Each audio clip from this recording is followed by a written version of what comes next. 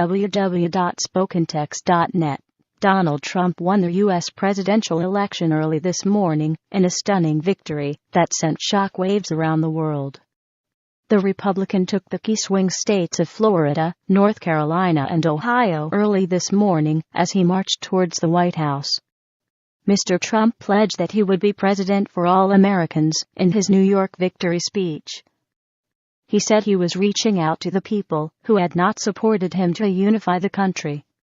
Now it's time to bind the wounds of division. I say to Democrats and Republicans, it is time come together as one united people, he said. I pledge to be president for all Americans, he said, adding, the forgotten men and women of our country will be forgotten no longer. He said it was not a campaign, but a movement that had won him the White House, comprised of all people of different backgrounds and beliefs. He said victory had been tough. This political stuff is nasty, and it's tough, he said, while thanking his family. It was an extraordinary election night. Mr. Trump won some early East Coast states, and did not look back.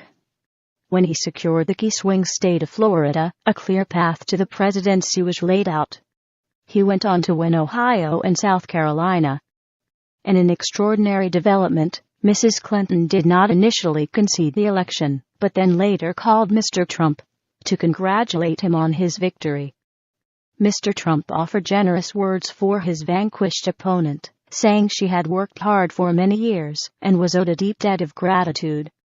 The crowd was respectful at the mention of Mrs. Clinton. In a conciliatory speech, Mr. Trump added, "We will get along with all other nations willing to get along with us. We will deal fairly with everyone. We will seek common ground, partnership, not conflict. America will no longer settle for anything less than the best. We must reclaim our destiny." The Republicans surpassed expectations and confounded pollsters in Florida, where Mrs. Clinton had been expected to win following a surge in the Hispanic vote. Mrs. Clinton's hopes of a swift victory faded as the Republican picked up a series of states early on and maintained his momentum. Financial markets around the world plummeted as votes for Mr. Trump stacked up. Mr. Trump's threats to rip up a free trade agreement with Mexico and tax money sent home by migrants to pay for building a wall on the southern U.S. border, if elected president, caused the peso to hit a record low. Nigel Farage, the leader of UKIP, described the result as bigger than Brexit. He told The Telegraph that Mr. Trump's election will represent a massive result for Britain.